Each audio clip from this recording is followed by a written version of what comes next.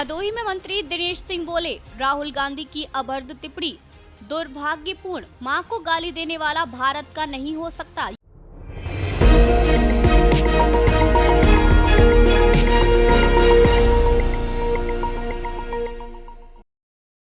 योगी सरकार में राज्य मंत्री दिनेश प्रताप सिंह शनिवार को भदोही दौरे पर रहे। वे उद्यान एवं खाद्य प्रसंस्करण विभाग की ओर से आयोजित जनपद स्तरीय कृषक गोष्ठी मेला कार्यक्रम में बतौर मुख्य अतिथि शामिल हुए। मंत्री ने उद्यान कृषि विपणन, कृषि विदेश व्यापार एवं कृषि निर्यात के संबंध विस्तृत व्याख्यान दिया। लोगों को महंगी और अधिक आय वाली खेती और निर्यात की ओर कदम बढ़ाने पर बल दिया। बिहार में पीएम मोदी के लिए की गई अभद्र टिप्पणी पर योगी के मंत्री ने कड़ी प्रतिक्रिया दी। उन्होंने कहा कि राहुल गांधी के बयान से हम आप सभी दुखी हैं। मोदी जी इस देश के प्रधानमंत्री हैं, वो राहुल गांधी, दिनेश सिंह और आपके भी पीएम हैं। प्रधानमंत्री की मां के लिए इस भाषा का प्रयोग दुर्भाग्यपूर्ण है। जो लोग गोकुलवासी हो जाते हैं, हमारी संस्कृति और मान्यता में वे देवता हो जाते हैं।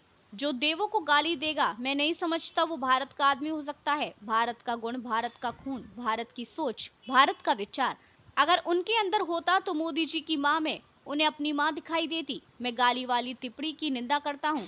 प्रियंका गांधी, राहुल गांधी माफी नहीं मांगेंगे तो उनकी दुर्गति होगी। संभल हिंसा रिपोर्ट, जिसमें 45 से 15% हिंदू आबादी रह गई है, पर मंत्री ने कहा कि ये चिंता आपको भी है, दिनेश सिंह को भी है, मीडिया को भी है। उचित होता कि यही चिंता कांग्रेस और सपाइयों को भी होती। यह चिंता एक दिन जन जन की चिंता बनेगी। हिंदी, हिंदू और हिंदुस्तान को बरकरार रखना है। क्या कहेंगे मंत्री जी? थोड़ा हो जाता है, रुक जाए। आप शुरू करो, नहीं लेट हो जाए।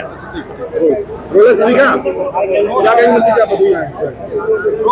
उत्तर प्रदेश सरकार के द्वारा राज्य के किसानों की आय बढ़े, जैसा देश के यशस्वी प्रधानमंत्री जी का सपना है कि हम किसानों की आय दोगुनी करें, इसके प्रयास में योगी जी के नेतृत्व में उद्यान विभाग उत्तरोत्तर प्रयास कर रहा है। आपके जनपद में औद्यानिक फसलें और ज्यादा बढ़ें और जो उत्पादन हो उसका प्रोसेसिंग बढ़िया हो जाए।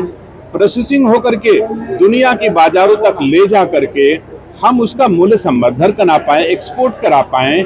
इसी दिशा में हम लोग यहाँ पर आ जाए थे और कम क्षेत्रफल में अधिक मूल्य की फसलें किसान ले सकें।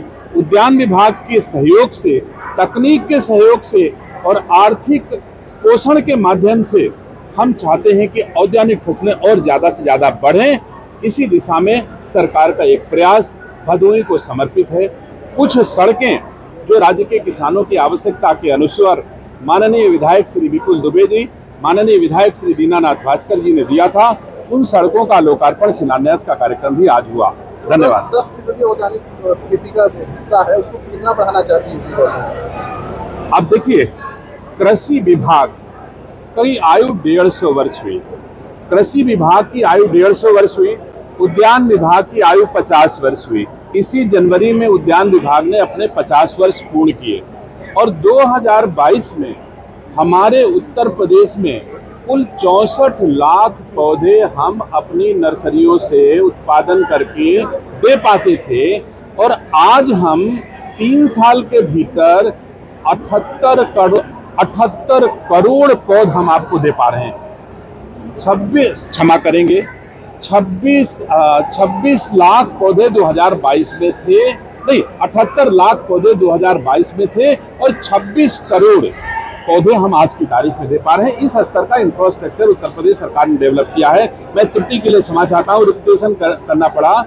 तो सही यही है कि पहले 76 लाख पौध हमारे पास देने के लिए इंफ्रास्ट्रक्चर था, नर्सरी था, और आज हमारे पास 26 करोड़ रुपए, 26 करोड़ की इंफ्रास्ट्रक्चर, 24 करोड़ पौध हम राज्य के किसानों को दे पा रहे हैं। इतना परिवर्तन 3 बरस के भीतर उद्यान विभाग ने किया। मैं बहुत सवाल है, राहुल गांधी की यात्रा में अखिलेश यादव शामिल हुए बिहार में, कह रहे हैं भाजपा करारी हार होगी। कब शामिल होते हैं और कब निकल जाते हैं, पूरे देश ने देखा।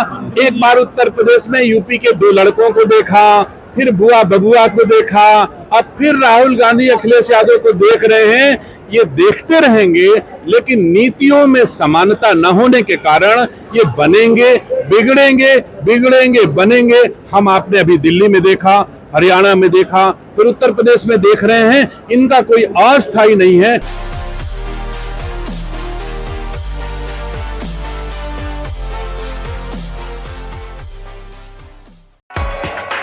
देश दुनिया की बड़ी खबर,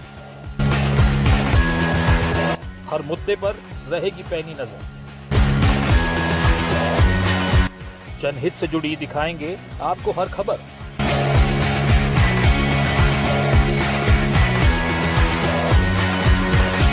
कंटाप टीवी के खास प्रोग्राम मुद्दे की बात ब्रजकिशोर शर्मा के साथ देखिए कंटाप टीवी पर।